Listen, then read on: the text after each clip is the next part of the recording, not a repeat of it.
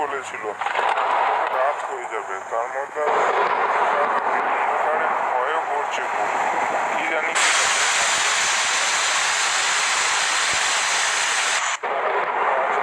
বাড়ির দিকে তাড়াতাড়ি যাই। এইদিকে আর কোনো মানুষ আসে না, কোনো মানুষের কতদিন ধরে ঘাড় মোটকায় নাই, এখান থেকে পালিয়ে যাক বৃষ্টিটা থেমেছে, কিন্তু এই ঘন জঙ্গলের মধ্যে ভয়ও তো খুব করছে। হঠাৎ মানুষের অন্ধ পাচ্ছে, হয়তো একটা মানুষ আসছে দেখছি, রাস্তা ভালোই হবে তাহলে। যাই মানুষের হাত থেকে ফুট করে মুটকে দিই। এবার ঘাড় মটকাবো তো। ও বাবা, এটা দেখতে না দেখতে অজ্ঞান হয়ে গেল। মানুষের বাচ্চা, তুই কাঁদছিস কেন? আমাকে দেখে ভয় পেয়েছিস? তো ভয় পাবি বই কি, আমি তোকে খাবো।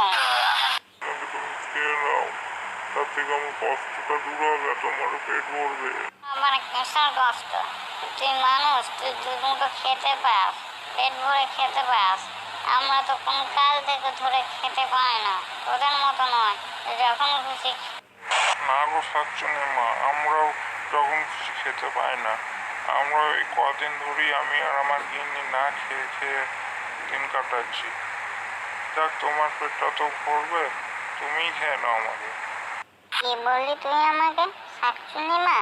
আজ পর্যন্ত আমাকে কেউ শাকচুনি মা বলে নাই। তুই আমার মতো খিদের জ্বালাটা বুঝিস, তাই তোকে আর খাবো না আমি। তোকে আমি সাহায্য করতে চাই, কিন্তু একটা শর্তে, তুই যদি আমার খাবারের ব্যবস্থাটা করে দিস, তবেই আমি তোকে সাহায্য করব। সত্যি শাকচুনি মা, তুমি আমাকে সাহায্য করবে? তাহলে আম্মু তোমাকে কথা দিচ্ছি, তোমার খাবারের ব্যবস্থা আমি করে দেবো। হ্যাঁ, কাল সকাল সকাল তুই এইখানে চলে আসবি। আমি তোর জন্য একটা বড় সোনার কলসিতে অনেক টাকা পয়সা সব রেখে দেবো, তুই ওইগুলো সব নিয়ে যাস। আর আমাকে রোজ রাতে আমার খাবারের ব্যবস্থাটা করে দিস। শাকচুনি মা তুমি খুব ভালো, তোমার মতো শাকচুনি মা আমি আজ পর্যন্ত কোনোদিন দেখি নাই। তোমার জন্য আমি রোজ রাতে মাংস নিয়ে আনবো। তাই আনিস, ওতেই আমার চলে যাবে। বেশ, এখন বাড়ি যা, কাল সকাল সকাল চলে আসিস এখানে। আমি ওই গাছতলার কাছে সব রেখে দেবো, তুই নিয়ে যাস। বেশ, আমি গেলাম, তুইও বাড়ি চলে যাস। যাই, বাড়ি যাই, বাড়ি গিয়ে গিন্নিকে সব কথা বলি গা, গিন্নি তো খুব খুশি হবে শুনে। গিন্নি, ও গিন্নি, কোথায় গেলে? তাড়াতাড়ি তাড়াতাড়ি এসো। হ্যাঁ গো, বাড়ি আসতে এতটা রাত হলো, তুমি ঠিক আছো তো? শেঠজি কি বললো? শেঠজি সাহায্য করেছে? না গো গিন্নি, শেঠজি সাহায্য করে নাই, কিন্তু শাকচুনি মা সাহায্য করেছে।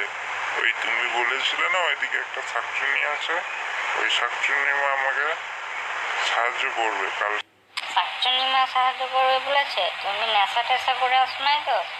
নেশার ঘরে এইসব ভুলভাল কথা বলছো আমার সাথে। না গো গিন্নি, আমি নেশা টেশা করি নাই, আমি সত্যি কথাই বলছি। শাকচুনি মা বলেছে আমাকে সাহায্য করবে, কিন্তু একটা শর্তে। কি শর্তে?